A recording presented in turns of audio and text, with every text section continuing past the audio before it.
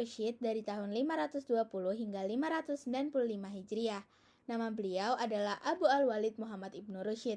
Lahir di Cordova, Spanyol pada tahun 520 Hijriah dan wafat di Marrakesh, Maroko pada tahun 595 Hijriah. Beliau ini menguasai ilmu fikih, ilmu kalam, sastra Arab, matematika, fisika, astronomi, kedokteran, dan juga filsafat. Karya-karya beliau antara lain ada Kitab Bidayat Al-Mujtahid atau kitab yang membahas tentang fikih. Yang kedua ada Kulliyat fi At-Tib atau tentang ilmu kedokteran, dan buku ini dipegang oleh para mahasiswa kedokteran di Eropa. Dan yang terakhir ada Fas Al-Magal fi Mabain Al-Hikmah wa Asy Syariat. Selanjutnya, Ibnu Rusyd juga ada pendapat yaitu antara filsafat dan agama Islam tidak dapat bertentangan. Bahkan, ajaran agama Islam sendiri menganjurkan untuk para pemeluknya agar belajar filsafat. Tokoh pembaru Islam pada masa klasik, yaitu Al-Kindi. Nama lengkapnya Yakub bin Ishaq Al-Kindi. Lahir di Kufah pada tahun 805 Masehi dan wafat di Baghdad pada tahun 873 Masehi. Al-Kindi termasuk cendekiawan muslim yang produktif. Hasil karyanya di bidang-bidang filsafat, logika, astronomi, kedokteran, ilmu jiwa, politik, musik, dan matematika. Beliau berpendapat bahwa filsafat tidak bertentangan dengan agama, karena sama-sama membicarakan tentang kebenaran. Beliau juga merupakan satu-satunya filosof Islam dari Arab. Ia disebut sebagai Failasuf al-Arab atau filosof orang Arab. Tokoh pembaru Islam pada masa klasik, Al-Ghazali. Nama lengkapnya adalah Abu Hamid Al-Ghazali. Lahir di desa Ghazalah, dekat Tus, Iran Utara pada tahun 450 Hijriah. Beliau wafat pada tahun 505 Hijriah di Tus, Iran Utara. Beliau dididik dalam keluarga dan guru yang zuhud atau hidup sederhana dan tidak tamak terhadap duniawi. Beliau belajar di Madrasah Imam Al-Juwaini. Setelah beliau menderita sakit, beliau beruzlah atau mengasingkan diri dari halayak ramai dengan niat beribadah mendekatkan diri kepada Allah Subhanahu wa taala. Beliau pun kemudian menjalani kehidupan tasawuf selama 10 tahun di Damaskus, Yerusalem, Mekah, Madinah, dan Tus. Adapun jasa-jasa beliau terhadap umat Islam antara lain: 1. Memimpin Madrasah Nizamiyah di Baghdad sekaligus sebagai guru besarnya. 2. Mendirikan madrasah untuk para calon ahli fikih di Tus. 3. Menulis berbagai macam buku yang jumlahnya mencapai 288 buah mengenai tasawuf, teologi, filsafat, logika, dan fikih. Di antara bukunya yang terkenal yaitu Ihya Ulum Ad-Din, membahas masalah-masalah ilmu akidah, ibadah, akhlak, dan tasawuf berdasarkan Al-Quran dan hadis. Dalam bidang filsafat, beliau menulis At-Tahafu atau tidak konsistennya para filsuf. Al-Ghazali merupakan ulama yang sangat berpengaruh di dunia Islam sehingga mendapat gelar Hujjatul Islam atau bukti kebenaran Islam. Selanjutnya Al-Farabi. Nama lengkapnya yaitu Abu Nasr Muhammad Ibnu Tarkan Ibnu Uljaq Al-Farabi. Beliau ini lahir di Farabi, Transosania pada tahun 872 Masehi dan wafat di Damsyik pada tahun 950 Masehi. Beliau ini keturunan Turki.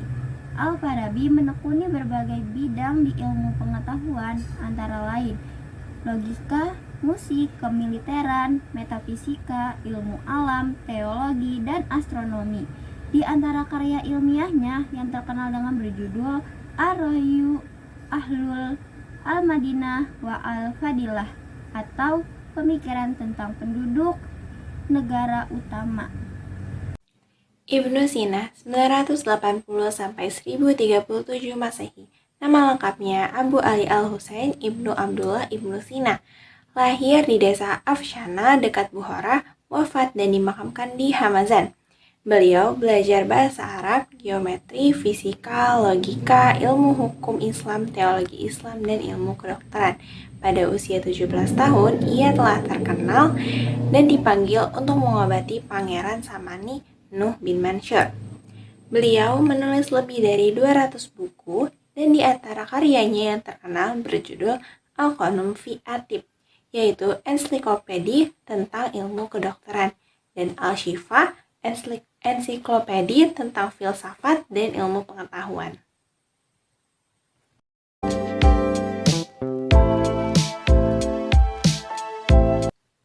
Syah Waliullah 1703 sampai 1762 Masehi. Syah Waliullah dilahirkan di Delhi pada tanggal 21 Februari 1703. Ia memperoleh pendidikan dari orang tuanya yang dikenal sufi dan pengelola madrasah yaitu Syah Abdul Rahim. Setelah dewasa, ia turut menjadi guru di madrasah itu. Kemudian beliau menunaikan ibadah haji dan menimba ilmu pada ulama-ulama di Mekah dan juga di Madinah selama setahun. Ia kembali ke Delhi pada tahun 1732 dan meneruskan karir lamanya sebagai guru. Syah Waliullah juga gemar menulis. Ketika beliau wafat, banyak meninggalkan karya-karya tulis. Karya-karya beliau diantaranya yang sangat terkenal berjudul Hujatullah, Al-Balighah, dan Fuyun Al-Haramain. Ketika melihat kemunduran dunia Islam, Syah Waliullah berpendapat bahwa penyebab kemunduran dunia Islam diantaranya adalah sebagai berikut. Yang pertama, terjadinya perubahan sistem pemerintahan Islam dari sistem kekhalifahan menjadi sistem kerajaan. Yang kedua, sistem demokrasi yang melekat dalam kekhalifahan diganti dengan sistem monarki absolut. Yang ketiga, perpecahan di kalangan umat Islam merupakan akibat dari adanya perbedaan aliran-aliran yang muncul di dalamnya. Tiap aliran mengaku dirinya yang paling benar. Yang keempat, mencampur adukan ajaran Islam dengan unsur-unsur ajaran lainnya, sehingga ajaran Islam yang murni menjadi kurang jelas. Pemikiran lain dari Syah Waliullah adalah perlunya penerjemah Al-Quran ke dalam bahasa asing. Tujuan penerjemahan ini agar masyarakat yang tidak mengerti bahasa Arab dapat memahami maksud dan menerapkannya dalam kehidupan sehari-hari. Pemikiran ini termasuk baru, sebab penerjemahan Al-Quran pada saat itu masih dilarang oleh para ulama. Bahasa yang dipilih untuk terjemahan Al-Quran adalah bahasa Persia, karena banyak digunakan di kalangan pelajar Islam India saat itu. Penerjemahan Al-Quran ke dalam bahasa Persia disempurnakan Syah Waliullah pada tahun 1758. Terjemahan yang semula ditentang itu lambat laun dapat diterima oleh masyarakat Islam India pada saat itu. Setelah masyarakat bersedia menerima terjemahan Al-Quran, kemudian putra dari Syah Waliullah melanjutkan pemikiran ayahnya. Putra Syah Waliullah membuat terjemahan Al-Quran ke dalam bahasa Urdu. Bahasa Urdu ini. Selanjutnya ada Muhammad Iqbal dari tahun 1876 hingga 1938. Ia berasal dari keluarga golongan menengah di Punjab, India, dan ia belajar di Lahore hingga memperoleh gelar kesarjanaan tingkat magister atau MA. Di kota itulah ia berkenalan dengan seorang orientalis bernama Thomas Arnold. Orientalis inilah yang mendorong Iqbal untuk melanjutkan studi ke Inggris. Iqbal kemudian masuk ke Universitas Cambridge pada tahun 1905 untuk mempelajari filsafat. 2 tahun kemudian, Iqbal pindah ke Munich, Jerman. Di Jerman inilah Iqbal memperoleh gelar doktor atau PhD. Dalam bidang tasawuf, tesis doktoral Iqbal berjudul The Development of Metaphysics in Persia atau Perkembangan Metafisika di Persia. Dan pada tahun 1908, Iqbal kembali ke Lahore dan menekuni profesi sebagai pengacara dan dosen filsafat. Ia menulis buku The Reconstruction of Religious Thought in Islam. Buku ini merupakan kumpulan-kumpulan dari ceramah-ceramah Iqbal di universitas di India. Pada tahun 1930, Iqbal dipilih menjadi Presiden Liga Muslimin. Ia menghadiri konferensi Islam yang diadakan di Yerusalem pada tahun 1933. Ia juga diundang ke Afghanistan untuk membicarakan pembentukan Universitas Kabul. Dalam ini, di Muhammad Iqbal ini berbeda dengan pembaru-pembaru Islam yang lain. Muhammad Iqbal adalah penyair dan filosof, dan pemikiran Iqbal mengenai kemunduran dan kemajuan umat Islam mempunyai pengaruh pada gerakan pembaruan dalam Islam. Pemikiran-pemikiran Muhammad Iqbal antara lain, yang pertama ada ijtihad mempunyai kedudukan penting dalam pembaruan Islam. Oleh karena itu, pintu ijtihad harus tetap terbuka. Yang kedua, umat Islam perlu mengembangkan sikap dinamis. Dalam syiarnya, ia mendorong umat Islam untuk bergerak dan jangan tinggal diam. Yang ketiga, ada kemunduran umat Islam disebabkan oleh kebukuan dan juga kebuntutan kemujumudan dalam berpikir. Yang keempat, hukum Islam tidak bersifat statis, tapi bisa berkembang sesuai dengan perkembangan zaman. Yang kelima, umat Islam harus menguasai sains dan teknologi yang dimiliki oleh Barat.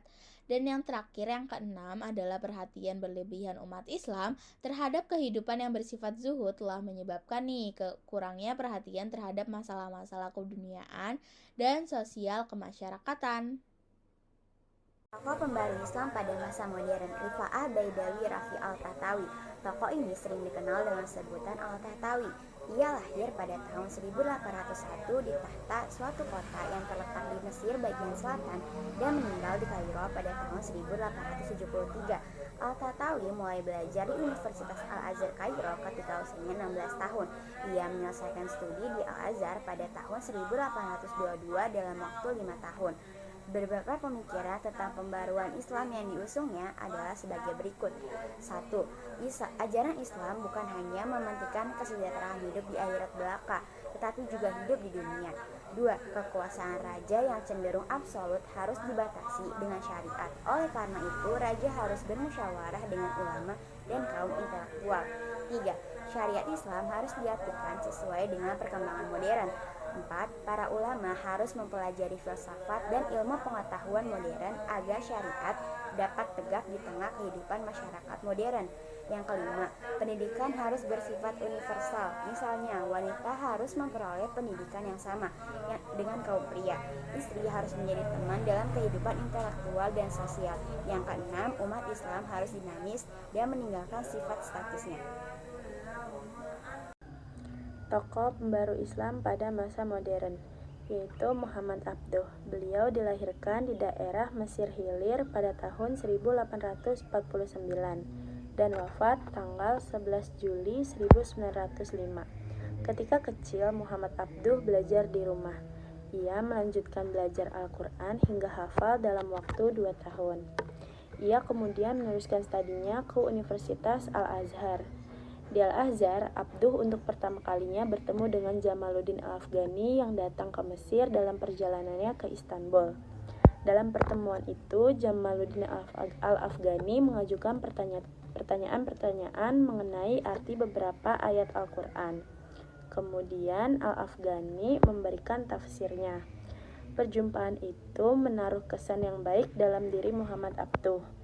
Ketika Jamaluddin Al-Afghani datang ke Mesir lagi untuk menetap di tahun 1871, Muhammad Abduh menjadi muridnya yang setia.